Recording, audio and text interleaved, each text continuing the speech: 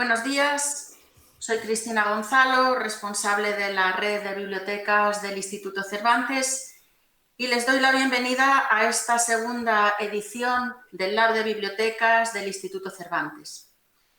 Este evento forma parte del proyecto Instituto Cervantes Lab, iniciado por el Área de Cultura en 2019 y planteado como un territorio de reflexión sobre las líneas maestras de la estrategia cultural del Instituto Cervantes: diplomacia cultural, panhispanismo, igualdad, sostenibilidad o agenda digital.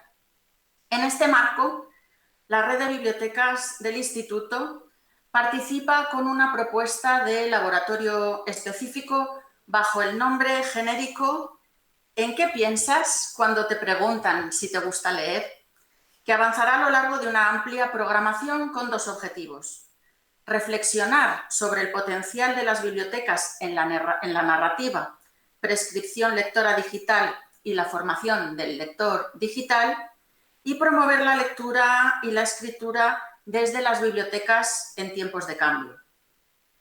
Tras el encuentro Narrativas Digitales, aliados en la promoción de la lectura, que tuvo lugar el pasado 27 de febrero de manera presencial en nuestra sede, hoy el Instituto Cervantes retoma en este nuevo formato el ciclo Lab de Bibliotecas que hemos denominado Narrativas del siglo XXI. Proseguimos el ciclo con una cita: comunicación virtual con el lector y una serie de interrogantes. ¿Constituyen los ciberlectores una comunidad virtual? ¿La comunicación con el otro a través de un dispositivo, jugando con la distancia, transforma el paisaje de los grupos sociales y sus relaciones?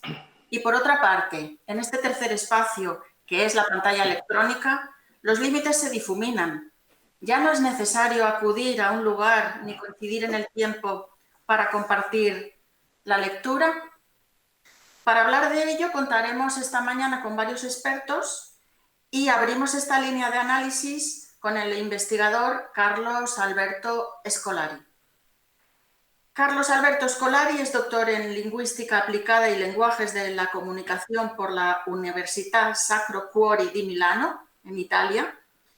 Es catedrático en Teoría y Análisis de la Comunicación Digital Interactiva del Departamento de Comunicación de la Universitat Pompeu Fabra, Barcelona, donde coordina el programa de doctorado en comunicación, y sus investigaciones se han centrado en la evolución de los medios, las interfaces y la narrativa transmedia. Es también investigador principal de los proyectos de Horizonte 2020, Transliteracy y Platcom. Carlos Scolari nos va a hablar esta mañana de la biblioteca Interfaz y su propuesta de cómo debe ser rediseñada. El título de su presentación es precisamente ese: la biblioteca como interfaz, crisis y rediseño. Muy bienvenido, Carlos Scolari. Adelante, le cedo la palabra. Bueno, muchas gracias por la presentación. También gracias a todo el equipo, bueno, Yolanda, equipo técnico que ha hecho posible esta conexión. Me encantaría estar en Madrid, pero bueno, sabemos cómo son los tiempos que corren y bueno, tenemos que ir tirando de estas tecnologías, pero antes o después volveremos a juntarnos en los espacios físicos, sin mascarillas, y podremos debatir, intercambiar ideas. Ahora, bueno, aprovechamos que tenemos estas tecnologías para poder reflexionar sobre lo que está pasando y poder empezar a pensar escenarios futuros, ver por dónde pueden ir las cosas. Y por ese motivo, bueno, he centrado mi intervención en hablar de la biblioteca como interfaz. El concepto de interfaz es un concepto que yo vengo trabajando hace bastante tiempo. Generalmente cuando hablamos de interfaz, ¿no?, pensamos inmediatamente en una computadora. Pensamos que la interfaz es algo digital, la interfaz es una conexión donde hay un mouse, un teclado, un joystick y una pantalla, puede ser una pantalla interactiva. Dentro de la pantalla hay diferentes figuras, iconos, papeleras, carpetas, documentos, ¿no? Es un concepto que ya tiene más de un siglo de vida. Interfaz ya aparecía en el diccionario de Oxford como interface a finales del siglo XIX, pero digamos que ya de los años 80, cuando aparecen precisamente las computadoras con interfaz gráfica de usuario, ¿no? Por ejemplo, el Macintosh, después vino el Windows. El concepto se fue popularizando, pero siempre en esta dimensión, ¿no? La interfaz como un lugar de intercambio entre un sujeto, un usuario y una máquina digital a través de una serie de dispositivos físicos y tecnológicos, electrónicos, digamos también. Hardware y software, que están ahí combinados en la interfaz gráfica de usuario. Bueno, mi investigación un poco ha ido en la línea de ampliar este concepto, ¿no? Por un lado, sabemos que no solo las máquinas digitales tienen un lugar de interacción con el usuario, también cualquier tecnología podemos decir que tiene una zona, un espacio de interacción. Este teléfono, viejo teléfono analógico con el disco, no era un dispositivo digital, era un dispositivo electromecánico, diríamos, de comunicación, que obviamente tenía un espacio de interacción con la persona que quería hacer una llamada o recibía una llamada, ¿no? Había que introducir el dedo, girar el disco, había una forma de tomar el tubo, ¿no? Una parte de micrófono, una parte para escuchar también. Y digamos que, bueno, también este objeto tenía una interfaz. De la misma manera, podemos decir que un libro tiene una interfaz, ¿no? Esta interfaz fue desarrollada hace 2000 años, ¿no? A partir de los primeros códices de pergamino. Y el libro es un dispositivo que uno puede navegar, tiene un índice, tiene una numeración, una distribución del contenido, o sea que también tiene una zona de interacción con el usuario, diríamos en este caso con los lectores y lectoras. Si empezamos a mirar alrededor nuestro, estamos rodeados de objetos tecnológicos que tienen una interfaz de usuario, una puerta, un coche, una máquina fotográfica, etcétera, etcétera, etcétera, ¿no? Bien, eh, acá ya dejamos la interfaz como una cosa muy digital y la pasamos a otra escala. Pero ¿qué pasa? Si desarmamos un teléfono, por ejemplo, descubrimos que está conformado por diferentes elementos que yo llamo actores tecnológicos. Si yo desarmo el teléfono, puedo tener el tubo por acá, el disco por otro lado, todos los componentes internos. Y lo interesante es que si yo desarmo, por ejemplo, el disco del teléfono, del viejo teléfono, voy a seguir encontrando cada vez más elementos vinculados entre sí y si queremos, podemos llegar hasta una escala molecular, diríamos, ¿no? Pequeños átomos que están vinculados, que conforman la materialidad de este objeto. Vemos que en una interfaz, ¿no? Empezamos a pensar la interfaz como una conexión, como una red. Vemos que hay diferentes actores tecnológicos, diríamos, piezas, elementos tecnológicos. Hay actores humanos, no solo los usuarios, también están los actores, los que han diseñado, los ingenieros, los que han creado este teléfono, ¿no? Aunque no estén presentes cuando uno hacía una llamada telefónica, todo el diseño, el saber, las estrategias, las ideas de estos ingenieros, creadores y diseñadores están presentes todavía en ese objeto.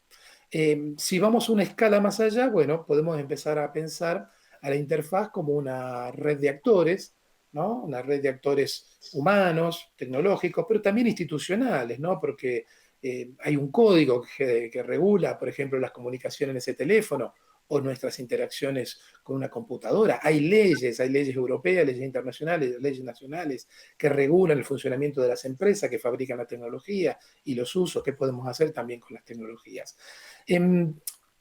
A partir de una pequeña cosa que era la interfaz de usuario, mi reflexión me ha ido llevando a pensar la interfaz, como dice aquí, como una red que conecta diferentes tipos de actores, pueden ser actores tecnológicos, actores humanos, actores institucionales, y dentro de esa interfaz se dan diferentes relaciones, diferentes tipos de procesos también. Un poco estas ideas las he desarrollado en un libro que salió en el 2018, editorial Gediza, se llama precisamente Las leyes de la interfaz, ahí hago una lectura, digamos, comienzo de esta idea básica de interfaz y la llevo a otra dimensión. Y, determina una serie de principios, ¿no? Respecto a los cambios de las interfaces, a las diferentes relaciones que pueden mantener las interfaces entre sí. Claro, cuando uno empieza a escalar el modelo de la interfaz, podemos decir, bueno, un aula es una interfaz. Dentro de un aula hay actores tecnológicos, tenemos pupitres, hay libros, hay lápices, hay pizarras, ¿no? Hay tiza, hay borrador, hay un globo terráqueo, hay un escritorio. Actualmente siempre se habla, ¿no?, de la tecnología, de la tecnología dentro del aula, ¿no? O hay que introducir tecnología dentro del aula. Bueno, el aula siempre estuvo llena de actores tecnológicos. Eso no es precisamente nuevo. Desde las viejas tablillas o incluso de cera que se utilizaban en una época para hace más de 2000 años para aprender a escribir, la enseñanza, el proceso de enseñanza-aprendizaje siempre estuvo lleno de actores tecnológicos y obviamente actores institucionales, porque acá, más allá de los actores humanos, los chicos, las chicas, el profesor, la profesora, más allá de ellos, tenemos actores institucionales. La escuela en sí mismo es un actor institucional que regula lo que pasa dentro del aula. Podemos subir a nivel del ministerio que determina los planes de estudio, podríamos ir incluso a nivel europeo, ¿no?, en el caso de España. O sea, vemos que en un aula confluyen, hay una relación de diferentes actores humanos, hay diferentes actores tecnológicos, también institucionales, y toda una red de relaciones, un tipo de relación. No es lo mismo la relación entre dos alumnos que la relación entre uno de esos alumnos y el profesor o la profesora, ¿no? Y en eso tenemos toda una larga reflexión pedagógica, cómo debería ser la relación entre docente y alumno, ¿no? Pensemos todas las teorías y propuestas de Paulo Freire, por ejemplo, ¿no?, que él proponía una educación más dialógica, más equilibrada, diríamos, en la relación entre el maestro y el alumnado, ¿no? Bien, lo interesante de este modelo de análisis basado en el concepto de interfaz, que puede ser escalado, ¿no?, en el sentido que yo puedo analizar la escuela como una interfaz, el aula como una interfaz, puedo analizar la escuela como una interfaz, puedo estudiar todo el sistema educativo como una interfaz. En ese sentido es un modelo bastante flexible, yo digo que es fractal, ¿no?, porque se puede aplicar en diferentes niveles. Claro, además de interfaces educativas, ¿podemos considerar la política o incluso la democracia como una interfaz? Bueno, hay actores humanos, por supuesto. Tenemos miles y miles de ciudadanos que votan, pero también tenemos los representantes que eligen los ciudadanos, ¿no?, y que nos representan en un cierto tipo de espacio, ¿no? Puede ser un parlamento es una interfaz, hay actores humanos, hay diferentes tipos de relación entre esos actores humanos, hay actores tecnológicos, ¿no? Hay dispositivos de voto eh, para votar durante las sesiones. Ahora con el COVID se han instalado con pantallas, ¿no? Y obviamente hay actores institucionales, las leyes, la constitución, que regulan el funcionamiento, por ejemplo, de un parlamento. O sea que también ahí podemos decir que hay interfaces políticas, ¿no? Podemos hablar de interfaces políticas. Los partidos políticos son interfaces, los parlamentos, digamos, todo el sistema, si se quiere, democrático republicano, u otros sistemas también, podemos analizarlos como si fueran interfaces, como si fueran redes de actores. Si escalamos el concepto, bueno, ¿por qué no pensar la gastronomía como una interfaz, ¿no? En un evento gastronómico, en una cena, en una reunión familiar, de esta que tanto extrañamos ahora, hay actores tecnológicos sobre la mesa, en la cocina, tenemos cuchillos, tenedores, hay ollas, hay hornallas. Ferran Adrià desarrolló objetos tecnológicos muy avanzados para poder cocinar. Tenemos actores humanos, obviamente, dentro de la cocina, en el comedor. Tenemos actores institucionales, tenemos un menú, ciertas reglas, ¿no?, tabúes también a la hora de la cocina. O sea que podemos considerar también la gastronomía una gran interfaz. En este caso se podría hablar de interfaces gastronómicas. Sigamos, ¿por qué no pensar en los museos como interfaces? Serían interfaces culturales, ¿no? Y el museo es una gran máquina que es una interfaz, hay actores humanos, la gente que visita, la gente que cuida, los curadores del museo, los que mantienen en vida y preservan las obras. Hay tecnología dentro de los museos, hay audioguías, hay cámaras de seguridad, hay protocolos de uso de los museos. Estos protocolos han tenido que ser cambiados en los últimos meses para poder gestionar, digamos, las visitas en la reapertura después de la fase más dura de la pandemia, pero podemos analizar los museos también como interfaz y obviamente llegamos a lo que nos interesa, que son las bibliotecas como interfaces. Evidentemente, una biblioteca puede ser considerada una interfaz, puede ser analizada como si fuera una interfaz, porque en una biblioteca tenemos actores humanos, tenemos actores tecnológicos y tenemos obviamente también actores institucionales que son los que regulan un poco el funcionamiento de la interfaz. Bien, vemos que este modelo de interfaz, en el cual yo vengo trabajando hace bastante tiempo, es bastante útil. La idea es recuperar la experiencia del diseño de interfaces de usuario, del diseño de interfaces digitales, digamos, recuperar más de 25 o 30 años de experiencia que ya hay en el estudio de las interfaces digitales para poder, por ejemplo, detectar problemas en la interfaz. ¿Qué es lo que no funciona en una interfaz? Hay mucha experiencia, hay muchos métodos de investigación, hay mucha teoría también acumulada en el ámbito de las interfaces digitales, ¿no? Destinado a detectar problemas, fricciones, tensiones en el funcionamiento de una interfaz y poder mejorarlas. Digamos que mi idea al escalar el concepto de interfaz y hablar, por ejemplo, de biblioteca como interfaz, es un método, un enfoque que nos permite detectar problemas y pensar en cómo rediseñar esta interfaz también, ¿no? Bien, la interfaz biblioteca, bueno, abro un pequeño paréntesis, es quizá un poco redundante teniendo en cuenta la audiencia que tenemos, pero bueno, es una interfaz que no es precisamente nueva. La interfaz biblioteca sabemos que nació hace 6, 7 mil años, podemos decir, cuando aparecieron las primeras bibliotecas, ¿no? Nos ubicamos en la Mesopotamia asiática, eh, en, en la época de las tablillas de arcilla, la escritura cuneiforme, sabemos que los arqueólogos han encontrado grandes bibliotecas, archivos, eh, tanto de obras, sobre todo de obras de tipo administrativo, había registros administrativos, pero también se han encontrado obras de ficción, como toda la saga de Gilgamesh, etcétera, etcétera, ¿no? O sea que la biblioteca, podemos decir que no es una interfaz precisamente nueva, y esto es muy interesante, porque cuanto más vieja es una interfaz, cuanto más vieja es una interfaz, más demuestra que ha tenido capacidad de adaptarse y de sobrevivir a los diferentes cambios, ¿no? Es una señal de que las bibliotecas han sabido adaptarse, ¿no? Lo cual, bueno, es una buena señal respecto al futuro. Claro, bueno, en la antigüedad, obviamente, la referencia, Irene Vallejo ha escrito páginas hermosas sobre toda esta historia, ¿no? La gran biblioteca de Alejandría. Acá ya estamos en otro tipo de soporte de la escritura, era un gran archivo, sobre todo de pergaminos, ¿no? La gran interfaz de la escritura desarrollada en el Antiguo Egipto y que dominó toda la cultura en el Mediterráneo y más allá. En el campo de estudios de comunicación hay textos hermosos sobre cómo la vinculación que había entre el poder político y los papiros, ¿no? Lo que permitía que grandes imperios, incluso el romano, funcionaran, es que había comunicación que podía circular rápidamente y eso era el papiro, ¿no? Egipto en un momento intentó monopolizar y limitar la exportación de papiro para controlar, ¿no? Un poco diríamos hoy, para controlar las redes sociales, ¿no? Para las redes de comunicación, y eso generó que en Persia, en Pérgamo, ¿no? se desarrollara el pergamino, ¿no? Que era otro material para la escritura, que un poco le hizo la competencia al papiro y terminó después siendo realmente el hegemónico, ya después de la caída del Imperio Romano, poco a poco ya el pergamino suplantó al papiro como soporte de la escritura. Claro, Humberto Eco inmortalizó a nivel popular la biblioteca, el scriptorium, ¿no? La biblioteca como lugar de preservación, pero también como lugar para copiar, para reproducir el conocimiento, que fue la forma que adoptó todo esto en el medioevo. Acá es interesante porque estas bibliotecas tenían un grado de apertura bastante limitado. Quizás la de Alejandría era bastante amplia en el sentido que se podía consultar, digamos, pero nunca eran instituciones públicas, ¿no?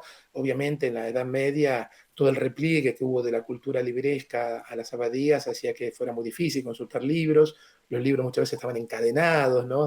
A los soportes, y era un uso era muy, muy limitado para ciertos especialistas que tenían acceso a este lugar. Tuvo que llegar la modernidad, tuvieron que llegar las grandes revoluciones industriales, políticas, los nuevos estados nacionales para que nacieran las grandes bibliotecas públicas, la biblioteca de Estado, y ya estamos en los tiempos modernos, ¿no? Obviamente, como dije antes, ¿no? Las bibliotecas han sabido adaptarse a través de diferentes fases históricas, y estamos hablando de cientos y miles de años, lo cual nos da una buena, yo creo que es una buena señal respecto al futuro de las bibliotecas, ¿no? Una interfaz muy vieja también es la universidad, que está por cumplir 1000 años en este siglo, ¿no? Pero son interfaces muy antiguas que han sabido adaptarse al cambio. Lo que está sucediendo hoy es que el cambio se ha acelerado muchísimo, ¿no? Todo lo que es el cambio sociotecnológico ya venía bastante acelerado y podemos decir que en estos últimos 6 meses, bueno, como que hay ciertas transformaciones que se han liberado, ¿no? De sus cadenas y se han lanzado, estamos viviendo procesos de transformación muy, muy acelerados, ¿no? Es quizá un fenómeno, recién hablaba de la modernidad, en el campo de los medios de comunicación, podemos hablar ya del siglo XX, y final del siglo XIX, empieza a haber una aceleración de la transformación sociotecnológica hasta llegar a nuestros días, ¿no? Eh, Hay otro elemento que me gustaría llamar la atención, que es la interfaz biblioteca, la biblioteca interfaz. Comparte muchos desafíos, problemas, desafíos y tensiones que sufren otras interfaces vinculadas al mundo del libro, ¿no? El libro como actor de otras interfaces, o el libro como actor central de otras interfaces. Por ejemplo, las librerías, ¿no? Las librerías, este lugar de interacción entre los lectores y el objeto libro, es otro sector que está en crisis. Podríamos armar maravillosos talleres y charlas sobre el tema de las librerías. Y, la otra interfaz que había puesto el libro al centro de su dispositivo de transmisión de conocimiento, las escuelas, las universidades, ¿no? Digamos que todas las interfaces que tenían al libro como actor central sufren la crisis de todo primero de un actor que está en proceso de transformación, y eso afecta realmente a todas las interfaces que se habían construido alrededor en este caso, del actor libro, ¿no? Bien, eh, como dije recién, la pandemia ha acelerado las transformaciones y ha puesto en evidencia los problemas, limitaciones que tenían todas estas interfaces que he venido mencionando hasta ahora, ¿no? La pandemia ha puesto en evidencia las limitaciones también de las interfaces políticas. La pandemia está poniendo a prueba las limitaciones que a lo mejor tenían las interfaces gastronómicas, ¿no? Esto que los restaurantes no pueden abrir, tienen que pasarse al delivery, han tenido que abrir páginas web, han tenido que contratar empresas de distribución, etcétera, etcétera, ¿no? Digamos que el COVID, y por no hablar del ámbito educativo, ¿no? Sabíamos que la educación estaba en crisis, sabíamos que de hace años veníamos hablando de innovación educativa, de la necesidad de transformar las escuelas y todo el sistema educativo. Y lo que ha puesto en evidencia el COVID es que una cosa tan pequeñita, ¿no? Un virus, ha puesto en evidencia la brecha digital que existe todavía en el ámbito educativo, la falta de competencias mediáticas digitales, tanto en el profesorado como en alumnos, y también personal de gestión, administrativo, de las diferentes instituciones. Bueno, digamos que ciertas crisis que sabíamos que estaban, pero no eran a lo mejor tan evidentes o no eran tan urgentes, el COVID, como se suele decir, las ha abierto en canal, ¿no? La pandemia ha mostrado todas las limitaciones que tenían diferentes tipos de interfaces sociales, ¿no? Todas estas interfaces que he estado mencionando fueron creadas o fueron rediseñadas por última vez hace 250 años. Pensemos en los museos, el modelo del museo público es un modelo, digamos, ya en la antigüedad había colecciones de objetos, pero el museo público de Estado nace en el siglo XVIII, ¿no? Cuando nacen los estados nacionales, después vino la Revolución Francesa, había que democratizar el acceso a la cultura, y cada estado contaba su propia historia, su storytelling a través de los museos. Y lo mismo pasó con las bibliotecas, era una vieja interfaz, pero que adopta su forma en la modernidad, ¿no? La biblioteca pública de Estado. Lo mismo pasó con las universidades, etcétera, etcétera. O sea que todas estas interfaces que habían sido creadas o diseñadas o rediseñadas durante la modernidad, están mostrando todas sus limitaciones, tensiones y fracturas. El COVID ha hecho evidente que esas interfaces fueron diseñadas para una sociedad que ya no existe. Una sociedad industrial, una sociedad de masas, ¿no? Muy diferente a esta sociedad postindustrial. O sea, podemos utilizar el prefijo post y poner postindustrial. Algunos hablan, no creo que hablemos de postcapitalismo todavía, pero digamos, es una sociedad que ya no es esa sociedad industrial masificada que producía bienes de forma continua en una línea de producción, ¿no? Estamos en otro tipo de escenario, y ahí eso hace que tengamos, es una obligación, rediseñar, pensar nuevas interfaces para esta nueva sociedad. En ese sentido, el virus ha puesto en evidencia la complejidad y la incertidumbre que tiene este mundo que nos rodea, ¿no? En el caso de ciertas interfaces culturales, bueno, el COVID vació de un día para otro interfaces que habían sido diseñadas en su momento para albergar a cientos de personas, como las bibliotecas, ¿no? Que ya no es que venían muy llenas las bibliotecas, ¿no? Un poco lo que yo decía antes, las crisis de estas interfaces ya venían de antes. Pero bueno, eh, interfaces diseñadas para miles de visitantes, sabemos que ahora están en crisis, por ejemplo, los museos, y están haciendo grandes esfuerzos para ver cómo siguen adelante. Pensemos este mundo post, ¿no? Yo creo que si repensamos la interfaz biblioteca, Yo creo que la incorporación de nuevos actores tecnológicos es necesaria, obviamente, en la interfaz biblioteca, la interfaz educativa, pero esto es importante, no es suficiente. Pensar que solo metiendo actores tecnológicos de última generación vamos a transformar todo es una utopía, si se quiere, eso es un mito. ¿Ok?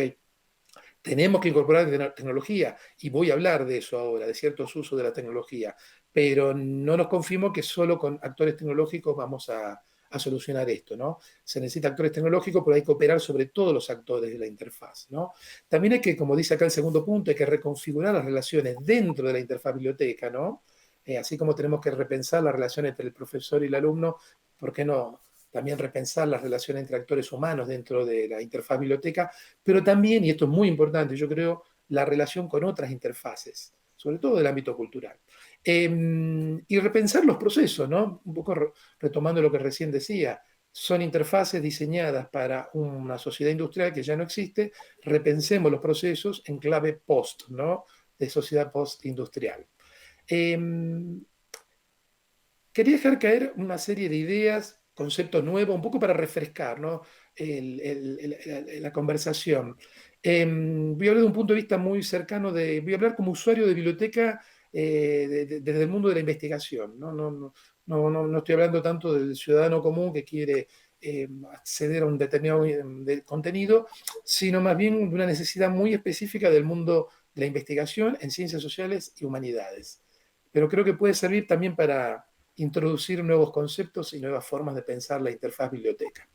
Voy a hablar de analítica cultural, es Cultural Analytics en inglés. Es un concepto que desarrolló un investigador eh, ruso, pero que ha hecho buena parte de su carrera en Estados Unidos, que es Lev Manovich. Es un investigador muy conocido en el ámbito de las humanidades digitales, los estudios de comunicación, y acaba de publicar este libro, Analítica Cultural, donde él recopila acá los proyectos en los cuales ha trabajado en los últimos 15 años. Manovich es un tipo muy interesante. Él se formó en la vieja Unión Soviética cuando era joven, es un experto en cine, en formalismo ruso, se fue a vivir a Estados Unidos, era programador, se dedicaba al arte, a la investigación científica, o sea, es una persona muy ecléctica, sabe programar, sabe de arte, sabe de teorías de la comunicación, investiga, publica papers, pero hace exposiciones artísticas también. Es una figura casi recupera el espíritu de los Leonardo da Vinci, ¿no? Estas figuras que tocaban en diferentes orquestas con diferentes estilos. Bien, ¿qué es la analítica cultural? Bueno, para que lo entiendan, son proyectos, ¿no? Me olvidé decirle que Manovich también trabajó mucho en cuestiones de narrativa, cómo crear historia a partir de base de datos, ¿no? Sus libros de hace 20 años habían reflexionado mucho sobre la cuestión de pensar nuevas formas de storytelling interactivo, ya no que se organizan de manera lineal, sino que trabajan a partir de bases de datos con miles y miles de textos o imágenes, ¿no? Ese filón de investigación lo llevó a desarrollar la analítica cultural. Esta es una investigación, uno de los proyectos en los cuales trabajó Lev Manovich y su equipo. Él está en City University, ahora en New York. Estas son más de 4.000 portadas de la revista Time, ¿no? Claro, él acá, bueno, consiguieron base de datos y a través de diferentes dispositivos de visualización de información pudieron detectar patrones en la evolución de las portadas de la revista Time que si uno lo hubiera hecho de la manera tradicional, con las portadas a mano en papel, hubiera sido imposible, ¿no? Generalmente los estudios en humanidades, pero también en ciencias sociales, trabajamos el concepto de muestra, ¿no? Hubiéramos elegido una tapa por año, una portada por año, cada 10 años, y se hubiera hecho un análisis semiótico profundo o estético muy profundo de un pequeño corpus de imágenes. Aquí la idea es trabajar con todas las portadas de revista Time. Para eso, obviamente, se necesita contar con bases de datos digitalizadas de todas estas publicaciones. Lo que permite la analítica cultural es ver cosas que, digamos, nosotros podemos utilizar la metáfora del árbol y del bosque, ¿no? La analítica cultural nos permite ver el bosque, es como la foto satelital que nos muestra Google, que están utilizando también, por ejemplo, los arqueólogos para buscar templos enterrados, por ejemplo, ¿no? De la misma manera, una persona que trabaja en humanidades o ciencias sociales puede tener un enfoque diferente, puede determinar patrones que si uno analiza un puñado de estas portadas, a lo mejor no lo detecta. Esto nos permite hacer la analítica cultural. Este es otro proyecto de Lev Marovich, sumamente interesante. Aquí obtuvieron 1 millón de páginas de manga, ¿no? Los cómics japoneses, y también aquí la industria del manga tiene 4 grandes géneros y ellos descubrieron que en realidad, bueno, había toda una serie de subgéneros a partir del análisis de, aplicando esta analítica cultural, digamos, una mirada lejana, viendo los patrones a partir gráficos, por ejemplo, de la densidad de la tinta, por ejemplo, en las diferentes páginas, ¿no? Este otro proyecto fascinante, acá son todas las obras de Vincent Van Gogh. Al poner todas las obras de Van Gogh y ir jugando con las diferentes formas de visualización, se detectan patrones en la pintura de Vincent Van Gogh que un poco desafían las clasificaciones o la historia estética de Van Gogh que se venía contando hasta ahora, ¿no? Que cuando él estaba en París pintaba de una cierta manera, con ciertos tonos, y que después se fue al sur de Francia y pintó, bueno, a través de poder ver todas las obras de Van Gogh y poderlas distribuir, hacer lo que Manovich llama un mapping o un remapping, ir cambiando la forma de visualización, se pueden descubrir patrones, formas que desafían cosas que se venían diciendo, digamos, por ejemplo, en la historia del arte, ¿no? Que incluso están, incluso hay análisis del impresionismo basados en un puñado de obras, ¿no? Se calcula que son 150 las obras más citadas de pintura impresionista, cuando hubo miles y miles de obras pintadas, por ejemplo, en Francia a finales del siglo XIX. Cuando uno ve todas esas obras, estos movimientos, las vanguardias, toman otra dimensión, ¿no? Bien, yo creo que esto es un desafío para las bibliotecas. Europa está avanzando, sabemos que existe esta magnífica base de datos, de información y de obras que es europeana. Manovich la menciona entre uno de sus lugares favoritos para hacer investigación, pero yo creo que aquí hay un desafío enorme por parte de las bibliotecas, ¿no? Si pensamos incluso en términos evolutivos, históricos, nos cuesta mucho imaginarse que en una nueva fase, ¿no?, de esta larga evolución de la interfaz biblioteca, la digitalización de los fondos adquiere ya una dimensión diferente incluso a la que veníamos hablando en los últimos años, ¿no? Porque siempre se hizo mucho hincapié en la digitalización como una forma de preservar y de acceso, ¿no? Para que democratizar el acceso a lo que está dentro de la biblioteca. Pero yo agregaría otra necesidad, y esto es muy egoísta, lo hablo desde una universidad y desde el director de un programa de doctorado. Hay una necesidad científica, ¿no?, basada en esto que habló de la analítica cultural, de poder contar con fondos digitalizados. Eso nos va a permitir a los que trabajamos desde el mundo de la investigación desarrollar nuevas líneas de trabajo, volver a contar historias del arte, historias de la literatura, y eso está pasando en muchas universidades y centros de investigación a lo largo del mundo, pero necesitamos contar con estas bases digitalizadas. Esto es todo un desafío, no solo económico, también tecnológico, pero bueno, yo creo que esto abre para, y hablo desde, repito, desde un lugar muy específico que es las coordenadas de la investigación científica en humanidades y ciencias sociales. Yo creo que es sumamente interesante porque nos abre todo un desafío, ¿no? Tenemos que justamente desafíos a resolver el tema de la brecha digital, que ya lo mencioné antes, las competencias mediáticas digitales, la conectividad, o sea que hay toda una serie de cuestiones vinculadas a los actores humanos y a los actores tecnológicos detrás de toda esta idea, ¿no? Bien, ya para ir terminando, bueno, en otro de mis libros que publiqué el año pasado, se llama Media Evolution, aparecía esta página, ¿no? Eh, Porque bueno, esta es la otra pata del tema de la digitalización, ¿no? Podemos leer un PDF dentro de 100 años, o sea, hoy podemos leer una tablilla de arcilla que se hizo hace 6.000, 7.000 años, y hoy no podemos leer, por ejemplo, nos cuesta muchísimo leer los datos de la primera década de exploración espacial. Por ejemplo, todos los datos de los primeros satélites de los años 60 de la NASA están en un formato, en unas cintas que hoy es muy difícil poder recuperarlos, ¿no? Hay que tener el hardware de esa época y poder reconstruir la interfaz tecnológica y poder acceder a esos datos. Claro, hoy podemos leer un PDF. Yo no sé si dentro de 100 años, 200 años podremos leer un PDF. Alguien me dijo, no, porque son formatos abiertos. Bueno, el PDF no es un formato abierto, es un formato empresarial también, ¿no?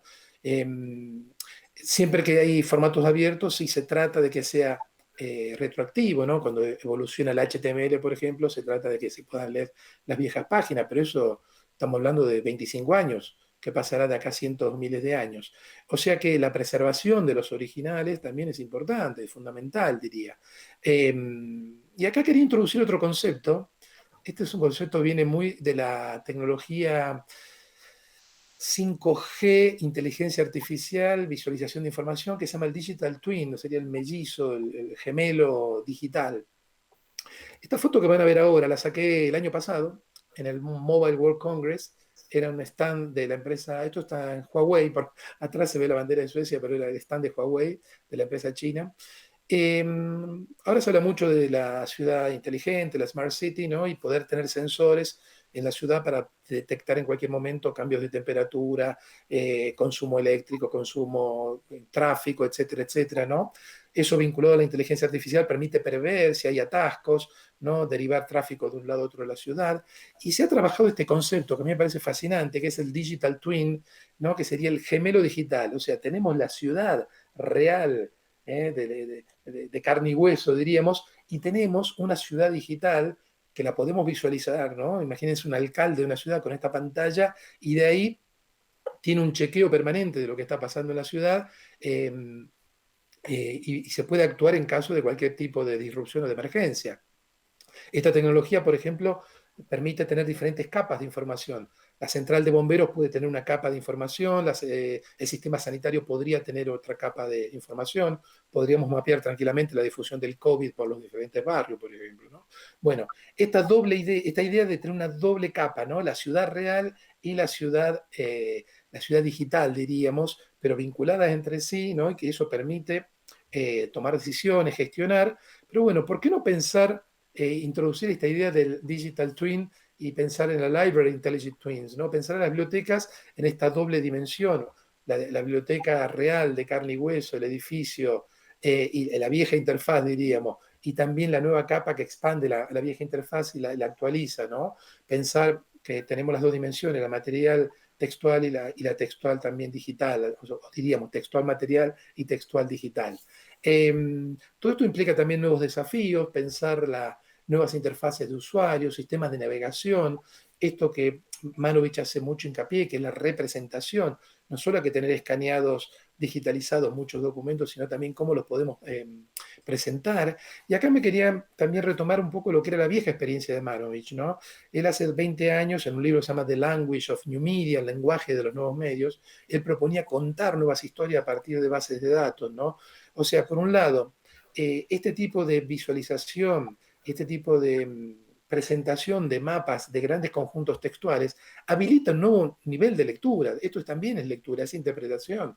Ya no es la lectura del elemento singular, de un libro particular, de un texto en particular, sino la lectura de los grandes conjuntos textuales.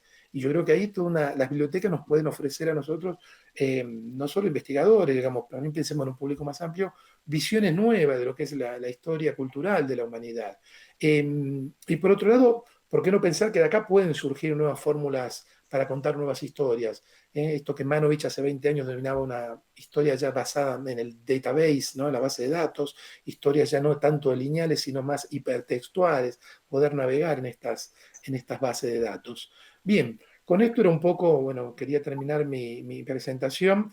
Yo creo que la pandemia tiene un lado trágico, un coste enorme en vidas humanas y un coste económico que, bueno, todavía no hemos visto nada, yo creo, lamentablemente, de la crisis económica, va a ser muy duro, pero bueno, esto es como las grandes guerras, ¿no? Tiene un lado trágico, pero también durante las grandes guerras hay desarrollos tecnológicos, nacen nuevas instituciones, ¿no? Por ejemplo, Naciones Unidas nació después de la trágica Segunda Guerra Mundial. O sea que también los grandes conflictos, las grandes crisis también podemos decir que tienen un lado o un efecto colateral positivo. Yo creo que tenemos que apuntar a recuperar eso, evidenciarlo, ¿no? Más allá, repito, del coste trágico en vidas y económico que va a tener esta crisis del COVID. Por otro lado, estas grandes crisis aceleran la transformación de las interfaces, aceleran y ponen, digamos, lo que estaba en tensión, digamos, ahora estalla, ¿no? Y se pueden ver qué es lo que no funcionaba en las diferentes interfaces. Se hace mucho más evidente los problemas que tenían las interfaces, entonces aprovechemos también este momento para ver y, obviamente, pasar a la acción, ¿no?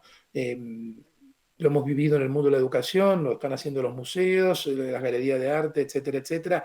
Bueno, se está haciendo, inventando sobre la marcha, se está probando a recombinar actores sobre la marcha, se está haciendo mucho ensayo y error. Acá no hay un manual de rediseño de la biblioteca o del museo, o de la escuela o de lo que fuera.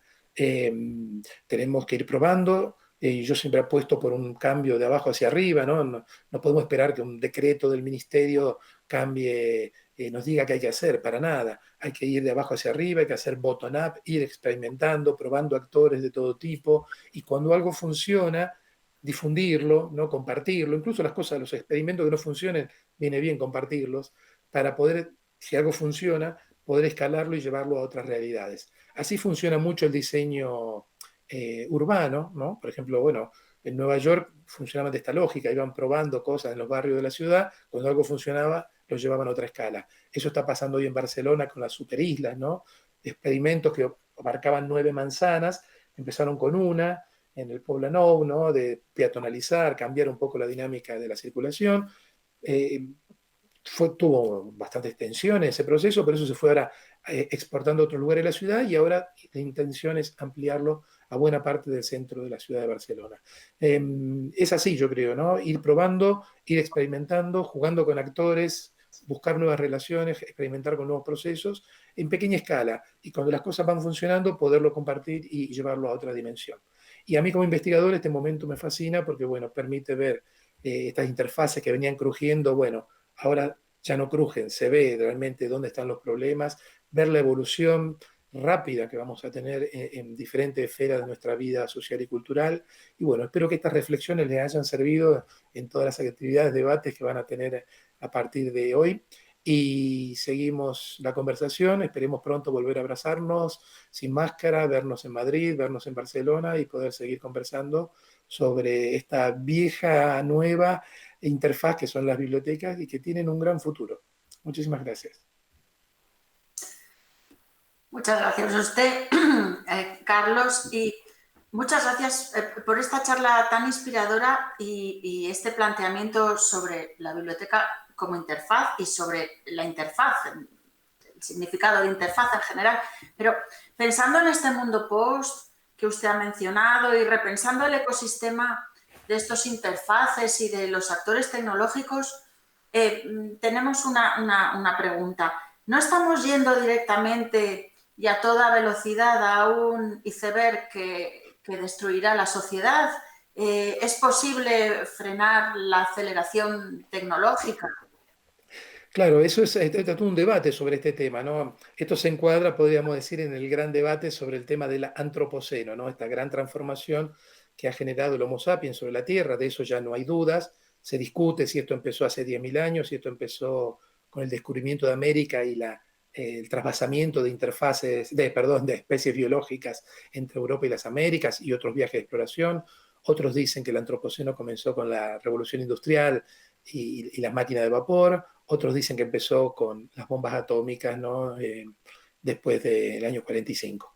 Más allá de eso, evidente que el Homo sapiens está transformando la realidad de su planeta y que vamos por mal camino. Claro, aquí hay como que hay varias perspectivas, ¿no? Una es la que se llama el aceleracionismo, que es una filosofía. El aceleracionismo toma nota de esta gran transformación y lo que propone dice, necesitamos más tecnología.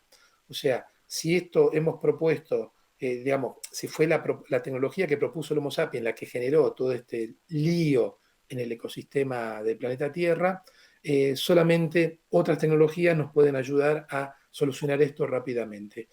O sea, habría una apuesta por mayor tecnología que permita, por ejemplo, coches eléctricos, etcétera, etcétera, tecnología sustentable, etcétera, etcétera. Y por otro lado, claro, después está el otro movimiento, que no son grandes movimientos, digamos ahí son iniciativas, cosas que a lo mejor apuntan más al pasado, a sacar el pie del acelerador, diríamos, y quizás volver a un pasado. Algunas de estas ideas también tienen un tono bastante romántico, ¿no? Pensar que podemos volver a un pasado, no sé, preindustrial. Eso ya pasó en el siglo XIX, con la Revolución Industrial hubo movimientos, ¿no? Había luditas que destrozaban las máquinas porque explotaban a las personas. No es casual que el romanticismo haya nacido en consonancia con la Revolución Industrial, un retorno a un mundo de pastores, ¿no? Que había quedado atrás y que fue mitificado. Quizá, bueno, habría que sacar el pie de acelerador en algunas cosas, en otras cosas a lo mejor la tecnología nos puede ayudar. Acá evidentemente estamos al grado mayor de incertidumbre. Pero bueno, yo creo que si nos quedamos en la visión de que acá no hay salida, bueno, no sé, nos replegamos y nos ponemos a ver Netflix. Yo creo que se pueden hacer cosas, se están haciendo cosas. Eh, yo creo que la pandemia ha puesto en evidencia también la gran capacidad de adaptación que tiene el Homo sapiens, ¿no? De un día para otro se rediseñaron un montón de actividades, mal o bien, con poca tecnología, inventando cosas, pero bueno, eh, digamos que bueno, podemos considerar esto como una gran escuela, ¿no? Como dijo Alessandro Barico, la pandemia esta quizá nos prepara para las próximas crisis. Si sabemos aprender de esta crisis, de esta primera pandemia, a lo mejor estamos mejor preparados para la próxima, que va a ser solamente, seguramente el gran cambio climático. Bien, y hablando de crisis, tenemos otra pregunta que hacerle. ¿Es la interfaz biblioteca o es la interfaz libro la que está en crisis? Sí, como dije antes, bueno, hay muchas interfaces que tenían al libro como actor central, diríamos, las que están afectadas. Claro, acá, bueno, si nos focalizamos en el libro, como dije, el libro que nosotros, el libro en papel, hablemos del libro clásico en papel, es un objeto, es una interfaz que tiene 2000 años, ¿no? Cuando se pasó del rollo de papiro al códice que se podía hojear, ¿no? Digamos que esta interfaz tiene 2000 años de vida. Eh, Se fue perfeccionando, ¿no? En el medioevo, a través de los copistas, y la llegada de Gutenberg hace 5 siglos lo que hizo fue mecanizar la reproducción de ese libro. Pero Gutenberg no introdujo grandes cambios en cómo era el libro en sí mismo, ¿no? Es más, los primeros tipógrafos querían copiar el libro hecho a mano porque era un objeto que costaba mucho dinero, muy prestigioso, entonces había que copiarlo mecánicamente, ¿no? Después el libro siguió evolucionando, pero bueno, acá bueno, se abre todo el debate, ¿no? Sobre el futuro del libro. Es un debate que ya lleva casi sí, un par de décadas, diríamos, no, un poquito más, casi 4 décadas. Y los libros siguen ahí todavía. Algún tipo de libro, por ejemplo, las viejas enciclopedias, obviamente no existen más. Eh, Porque bueno, se encontró una cosa que funciona mejor, que son las enciclopedias online, ya sea la Wikipedia u otras hechas por profesionales, pero vemos que el libro todavía, bueno, sigue gozando de buena salud. Ha habido procesos, hay procesos de concentración económica, esto pasa también siempre que hay crisis, ¿no? Pero bueno, yo creo que la transformación de la textualidad, el pasaje a lo digital, las nuevas prácticas de lectura, lo que mi colega Francisco Alvarelo llama lecturas transmedia, ¿no?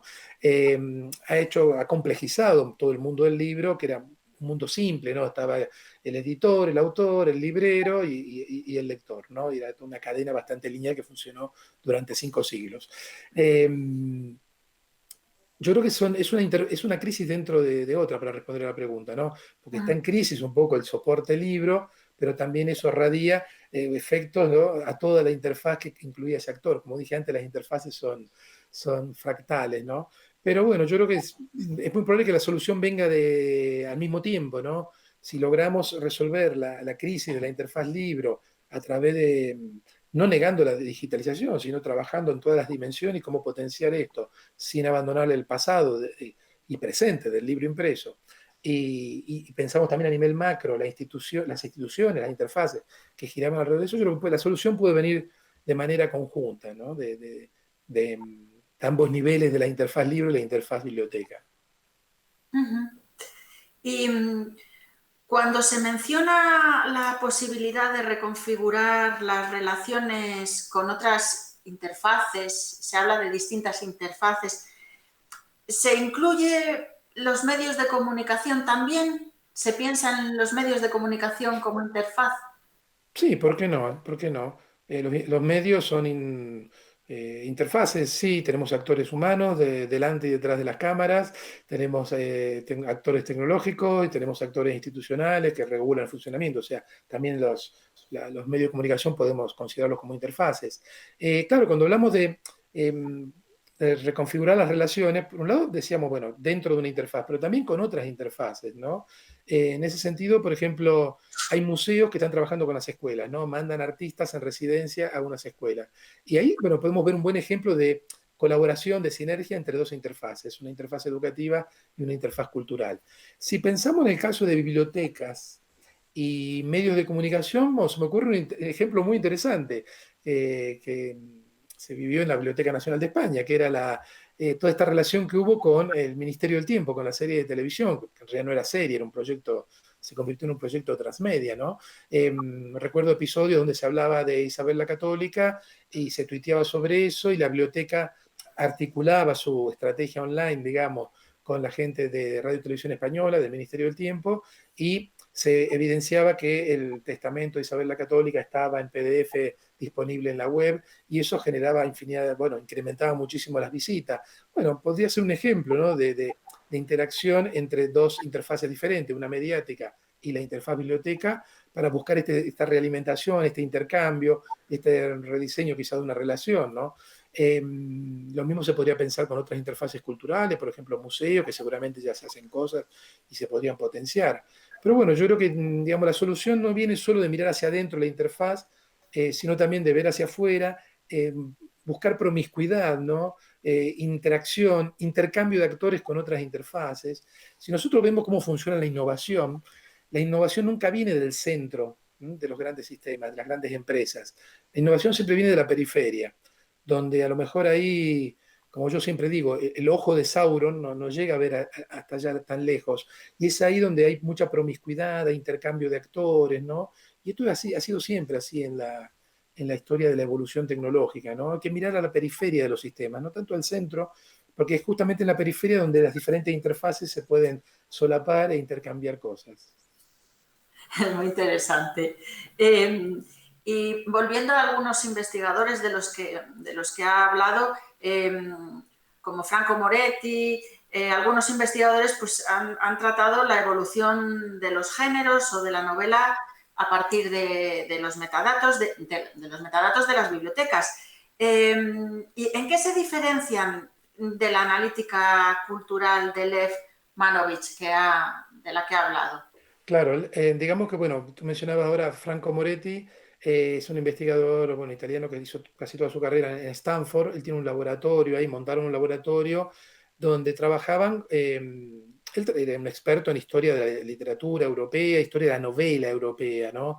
Y él, claro, un día, hace ya varios par de décadas, dice, a ver, la historia de la literatura es un puñado de obras del canon, que hemos leído los expertos, y a partir de ahí, ¿no? Un poco lo que yo conté antes de Van Gogh, ¿no? Del impresionismo. Se construye un pequeño, un ejemplo, un sampling, ¿no? De obras clásicas del siglo XIX, no sé, en Inglaterra, y ahí, a partir de ahí se cuenta la historia de las novelas, del género de novela en Inglaterra. ¿Qué pasa? Cuando uno ve todas las novelas que se habían publicado en inglés en el siglo XIX, era una cantidad impresionante, y se estaba analizando una pequeñísima parte, ¿no? Entonces, bueno, ahí Moretti y su equipo desarrollaron un concepto que es de distant reading, mirada distante, ¿no? Dijeron, primero, no podemos leer todas las novelas publicadas en Inglaterra en el siglo XIX. Lo que sí podemos hacer es ir a la biblioteca, agarrar todos los archivos, ver las obras de ficción que eran de formato grande, novela, y digitalizar esa información, los metadatos, y a partir de ahí, claro, él empezó a mostrar patrones, por ejemplo, en la evolución del género, en la evolución de los subgéneros. Después amplió su estudio a Francia, Italia, a otros países. Identificó patrones comunes en el nacimiento de la novela en diferentes momentos del siglo XIX en los diferentes países, etcétera, etcétera, ¿no? Un poco lo de Franco Moretti un poco fue el pasaje de lo analógico a lo digital. Con Moretti se da el pasaje del pequeño corpus que analizaba el experto en literatura o en historia del arte, lo que fuera, y el salto allá a una primera digitalización, ¿no? Manovich ya trabaja con grandes bases de datos y de obras ya digitalizadas, ¿no? En ese sentido, digamos, ya está un paso más adelante en el sentido que ya trabaja con material digitalizado. Por eso Europeana, por eso su colaboración con el MoMA, por ejemplo.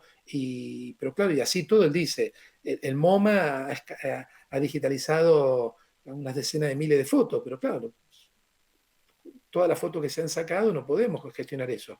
Pero ¿qué pasa? Ya a partir del año 2000, a partir de la llegada de las redes sociales, las nuevas plataformas, Manovich ha hecho proyectos analizando millones de fotos sacadas en Manhattan con Instagram, por ejemplo, ¿no? Como que ya en los últimos 20 años ya la digitalización es lo natural, es lo que hay, y ya ahora sí está prácticamente todo está digitalizado. Pero lo que es interesante es apuntar al pasado, ¿no? También necesitamos digitalizar el pasado para poder hacer estas lecturas históricas a largo plazo. A todo esto, Manovich ahora, acabo de hacer un tuit esta mañana, está haciendo su curso en la universidad, es si se puede utilizar todo esto para hacer predicciones de cara al futuro y pensar cómo podría ser una esfera cultural en el año 2050. He leído un tuit, ahora apenas pueda voy a entrar a ver si puedo averiguar algo más, porque bueno, es toda una discusión esto, ¿no? Sobre la predicción, sobre todo en un entorno tan incierto e impredecible, decimos, ¿no? Como el que vivimos. ¿Será posible? Bueno, Manovich ahora está jugando con estas cosas. Bueno, esta era la última pregunta que le queríamos hacer. De nuevo, muchísimas gracias por su charla. Han salido muchos temas interesantes y acaba usted de terminar con uno. Ha mencionado redes sociales, nuevas plataformas. Esto nos viene muy bien para introducir pues, la segunda parte de esta sesión de nuestro lab.